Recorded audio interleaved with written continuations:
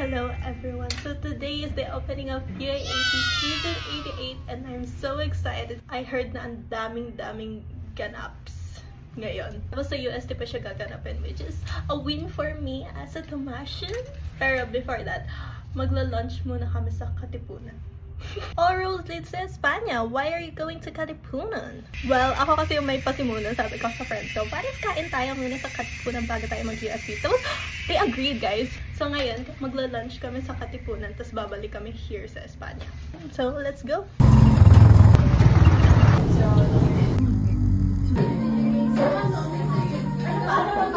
May camera isa lang. Camera ko na I ordered guys, the soybean soup. May hiya ako, tinitignan nila ako. Na-try ko na yung kimchi jjigae nila guys, and super sarap. Ito ang ita-try ko today.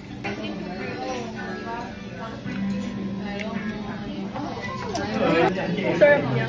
So meron din siyang side dish. Sarap. And fish cake.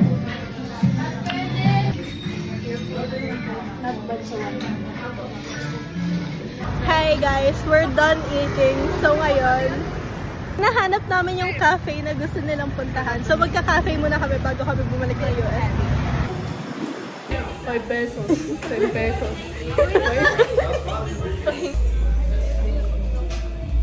Let her cook.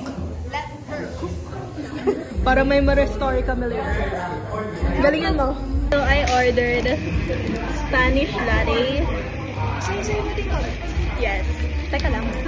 Let's ask what they ordered. Saya. I ordered sea salt matcha. Sea salt matcha. How about you? I ordered sea salt latte. Sea salt. How about you? As usual, the strawberry latte. How about you? Actually, pinag-isipan ko to. The usual chocolate.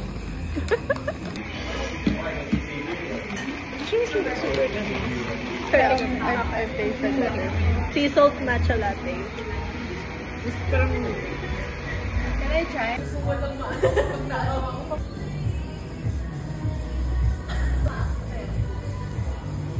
Sana matumba si Lex. We're going back na sa Espanya. All roads lead to Espanya. Hello guys. Time check.